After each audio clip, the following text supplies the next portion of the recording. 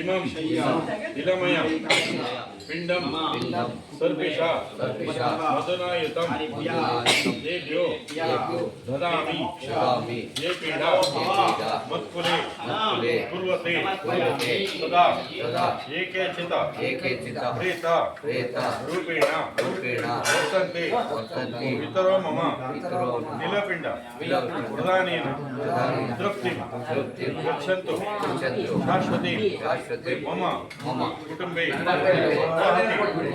कारेण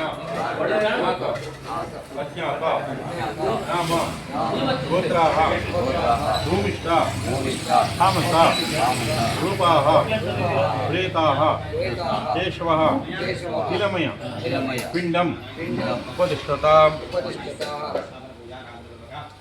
ನೋಡಿ ಆ ಪ್ರೇತಗಳು ಮೂರು ವಿಧಾನಗಳಲ್ಲಿ ಇರ್ತವೆ.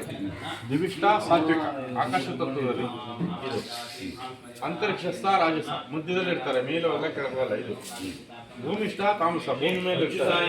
ತಾಮಸ ಅಂದರೆ ಸ್ವರೂಪ, ತೀರ ಕೋಪ ಬರೋದು, ವಸ್ತು ನಷ್ಟ ಮಾಡೋದು, ಯಾವುದೋ ಉದ್ಯೋಗ ಮಾಡ್ತಾ ಇದ್ರೆ ಬಾಸ್ ಜೊತೆ ಜಗಳ ಮಾಡ್ಕೊಳ್ಳೋದು, ಅಥವಾ ತಂದೆ ತಾಯಿ ಜಗಳ, ಹೆಂಡತಿ ಹುಟ್ಟಿ ಜಗಳ, ಮಕ್ಕಳು ಹೊತ್ತಿ ಜಗಳ,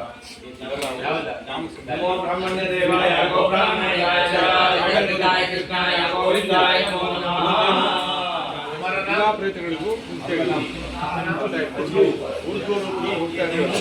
ನಿಮ್ಗೇನು ಬೇಕು ಅದೆಲ್ಲ ಕೊಡ್ತಾ ಹೋಗ್ತಾರೆ. ಇವತ್ತು ಮಾಡಿದ್ದು ಇವತ್ತೆಲ್ಲ ಸಿಗಬೇಕು ಅಂದರೆ 6 ತಿಂಗಳ ವರ್ಷ ಬೇಕು. ನಿಮ್ಮಲ್ಲಿ ಆ ತಪ್ಪು ಕಲ್ಪನೆ ಇದೆ.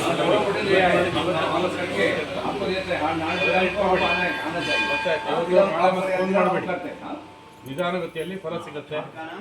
ಸತ್ಯ ಫಲ ಸಿಗುತ್ತೆ.